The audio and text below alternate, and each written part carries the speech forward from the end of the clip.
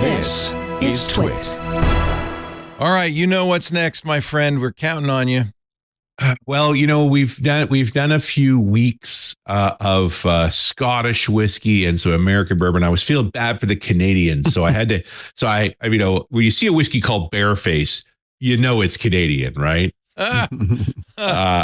This and on the bottle may be hard to see in the camera and certainly hard for a podcaster. There's slash marks on the bottle to the point where it cuts into the label. From the bear. I love it. From the bear, yes. Attention to detail. All bears, especially grizzlies, tend to mark trees for territory. In fact, it's known that they will, as they get older, they'll mark higher and higher on the tree just to let you know how tall they are, and why you should go somewhere else. Yeah. Like grizzly bears don't like people. They generally will stay away from them. If you manage to sneak up on a grizzly bear, that's on you.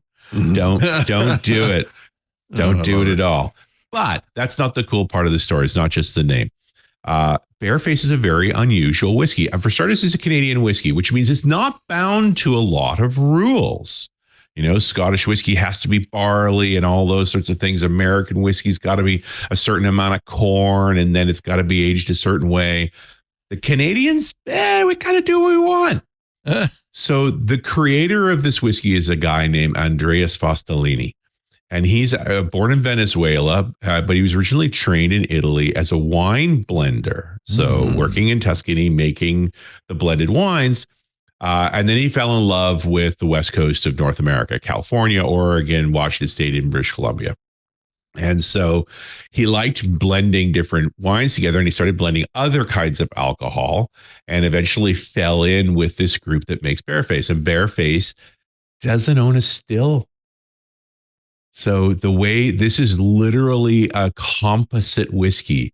So what's in the bottle is 100% corn, no barley, nothing else. And they obviously use a different whiskey maker. There's only two it can possibly be, just doing the math. 100% corn is very hard to make because you need the enzymes. But, you know, I did that show a while back about Pendleton Rye, and I talked about Alberta Distillers that has their own microbiologists, and they make their custom enzyme so they can make 100% rye. So it might be them. There's also a group in Collingwood, which is in Ontario, which is where a lot of this work is done initially, that makes a kind of whiskey called Canadian Mist. But the cool part about this is, okay, he's essentially ordered 100% corn whiskey aged 7 years in ex-bourbon casks. But from his perspective, that's the starting point. He's essentially made a sweet whiskey because it's all corn, so it's quite sweet. But then, as his own notes say, he starts with that blank slate, and then he starts finishing it in the winemaker style, because winemakers do not barrel for years. The bottles might lay up for years, but they barrel for months, nothing more. And so this is called the Triple Oak, because the first oak was the ex-bourbon barrels that were used to make his initial template. And then he cut a deal with the Mission Hills Winery in British Columbia. These are obviously BC winemakers from the Okanagan Valley, but they principally use French oak, and they make excellent Cab Sauves, Cab Francs, Merlots, all those big, fat, jammy French style wines. And so he uses ex-French oak casks from Mission Hill to flavor it, to give it a little depth, but they're only in the barrel for about 3 months. After that, now we need our third oak. And what Andreas talked about in one of the interviews was that he was happy with the flavor, the sort of open, was very approachable, and it had a depth of character, but he wanted a little heat, wanted a little spiciness. And typically you would do that with grain, right? We'd have a little rye in there that would give us the heat. That's not what he wanted to do. And so he utilized another kind of cask. As he describes it, an air-dried virgin Hungarian oak cask, which is an interesting phrase I never expected to say. But what really was is an unusual species of European oak, the Hungarian oak, but they use multiple casks toasted at different levels. So there's a different amount of char on the inside of the barrel. The initial toastings are quite light, and then it gets darker. 3 different stages, 2 weeks in each kind of barrel to introduce some spicy notes to it. But they don't have a barrel room. This is where the elemental aged comes from. They actually have shipping containers, the big steel containers, TEUs, 8 foot by 8 foot by 20 foot, out in the British Columbian wilderness. Oh my God. Stacked with these barrels to finish this whiskey. And since we went long today, obviously I'm going to open this and taste it. How dare you? What we have is a composed whiskey, a very different approach to building a whiskey, only because you're not confined to the rules.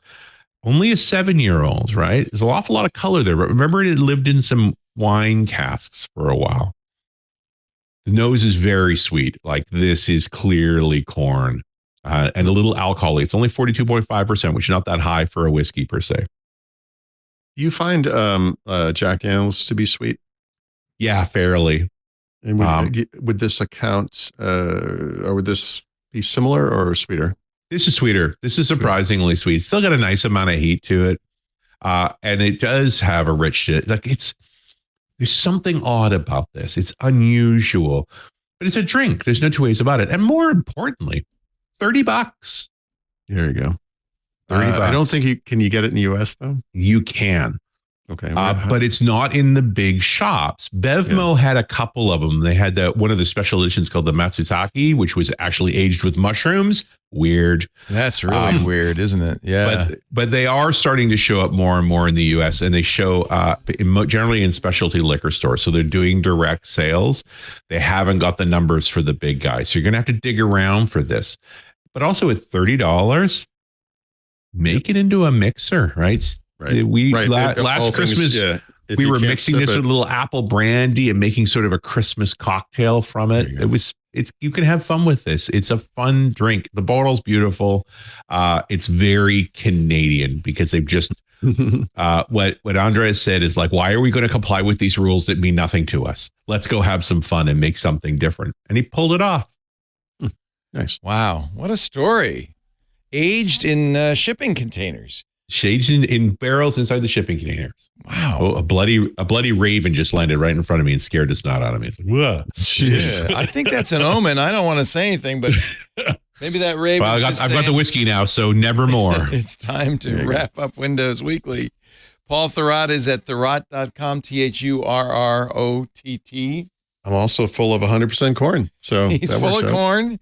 And aged in the not very sweet, not but the barrel, but somewhere. You can. Kevin, our producer, says they should call them barrels. Barrels. We'll submit that to Bareface. Barrels.